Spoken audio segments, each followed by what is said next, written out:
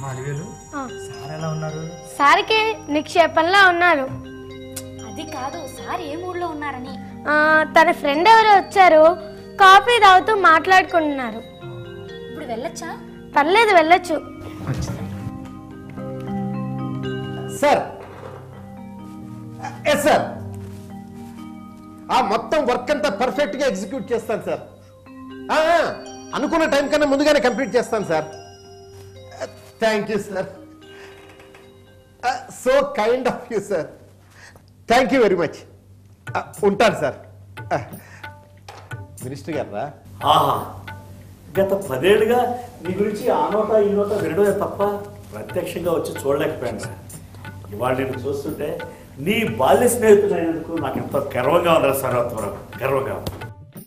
అవునరా నిత్యానందం, మనం ఏ పని చేసినా అందులో మన ముద్ర అంటూ ఖచ్చితంగా ఉండాల్సిందే. ఎదుటివాడి చేత వేలెత్తి చూపించుకునే పరిస్థితి మనకు ఎప్పుడు రాకూడదు. అందుకే మినిస్టర్ దగ్గర నుంచి మెసెంజర్ దాకా ప్రతివాడు నన్ను గౌరవిస్తాడు రా. ఏది ఏమైనా నీ అదృష్టం అందరికీ రాదురా. నన్ను చూడు, ఓ పల్లెటూరులో బడిపంతులుగా స్థిరపడిపోయా. అదే రొటీన్, అదే లైఫ్ రా. ఎదుగులేదు బొదుగులేదు. నమస్తే సార్. నిన్న తమరికి చెప్పిన ఆ కాలువ పుడికి చేత బిల్ సార్, తమరు ఒక సంతకం చేస్తే 25 లక్షలు పేమెంట్ చేయొచ్చు ఆ కాంట్రాక్టర్కి, అంతేగా? అవును sir. Sorry sir. What is that? ఇది ఆ కాలువ ఆధునీకరణ బిల్ సార్. అంటే ఏంటి, ఇప్పుడు ఈ బిల్లు మీద నేను సంతకం పెడితే ఆ కాంట్రాక్టర్కి 40 లక్షలు సమర్పించుకుంటారు, అంతేగా? అంతే సార్. ఏమా అసలు మీకు బుద్ధి ఉందా? మీకు అసలు బుద్ధి ఉందా అని అడుగుతున్నాను. అసలు ఏమనుకుంటున్నారా మీరు? ఎంతసేపు ఆ కాంట్రాక్టర్ ఇచ్చే మామూళ్ళ కకృతిపడి ఆ బిల్లుల మీద టకటక టిక్కులు పెట్టే సంతకాల కోసం పొలోమని నా దగ్గరికి పరిగెత్తుకు రావటమే కానీ అసలు ఏనాడైనా వేరియస్ స్టేజెస్ లో ప్రాపర్ వెరిఫికేషన్ జరిగిందా, సర్టిఫికేషన్ జరిగిందా, ఎస్టిమేట్స్ ఏమన్నా ఎక్సీడ్ అయినాయా, ఇట్లాంటి ఏమన్నా చూసారా మీరు? గుడ్డెద్దు చేలో పడ్డట్టు అదిగో బిల్ అంటే ఇదిగో చెక్ అని ఆ పద్ధతిలో ఇర్రెస్పాన్సిబుల్ గా బిహేవ్ చేస్తే నేను ఏమాత్రం ఉపేక్షించను. I will not spare you, that's all. Understand? Sir, ఇన్నేళ్ల నుంచి తమ కింద పనిచేస్తున్నాను. మాలో అంతో ఎంతో డిసిప్లిన్ ఉందంటే అది మీరు పెట్టిన భిక్ష సార్. మీ గైడెన్స్ లో మేము ఎంతో నేర్చుకున్నాం సార్. అంతేగాని పై అధికారులు తప్పుతో పట్టించే పద్ధతిలో ఆ బిల్స్ ఈ ఫైల్స్ సబ్మిట్ చేసే కుసంస్కారం మాకు లేదు సార్. దీనికి భగవంతుడే సాక్షి సార్, సాక్షి. ఆపండి మీ ఓవర్ యాక్షన్. చూడండి, ఆ కాలవకి సంబంధించిన వర్క్స్ ఎట్లా జరిగినాయో వాటి క్లారిటీ నాకు ఇస్తేనే ఈ బిల్ సంగతి ఆలోచించాను. That's all. సార్, అది కూడా తెచ్చాను సార్. ఇది కాలువ సార్.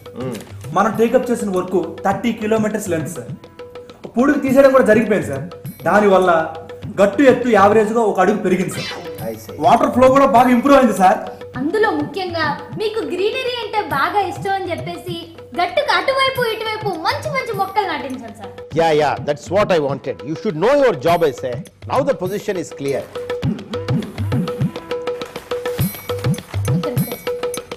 ఇదేంటి?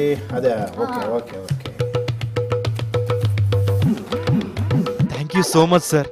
తమరెంతో పెద్ద మనసు చేసుకుని ఆ తాయిలాలపాడు కాలువని డెవలప్ చేశారు సార్. ఆ తాయిలాలపాడు రైతాంగం అంతా మీకు 10 కాలాల పాటు రుణపడి ఉంటుంది సార్. ఇందులో నాదే ఉందయా, నా డ్యూటీ నేను చేశాను, అంతే కదా. వెళ్ళొస్తాను సార్. థ్యాంక్స్ అమ్మా. మంచిది మంచిది. వెళ్ళొస్తాం. అవును, ఈ తాయిలాలపాడు అంటే ఆ వాయనాల తాలూకాలో ఉంది కదా? అవును.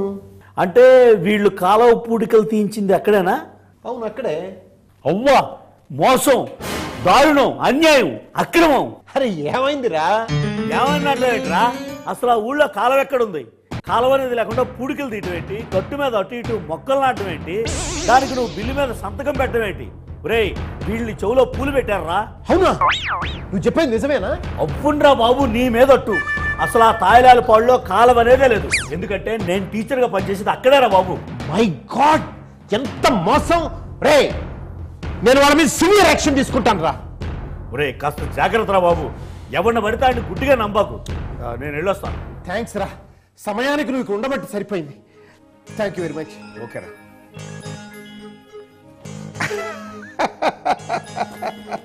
పిచ్చాడు, నా స్టాఫే నన్ను బురిడి కొట్టించారనుకుంటున్నాడు. అసలు ఈ కారవ స్కామ్ మొత్తానికి కథా స్క్రీన్ ప్లే దర్శకత్వం ఎవరిది? మందేగా. వాడి గూర్చి పాడాలనుంది, వీడి గూర్చి పాడాలనుంది. వాడు సరిలేడు, వీడైనా సరిలేడు, ఎవడి గూర్చేమని పాడాలండి.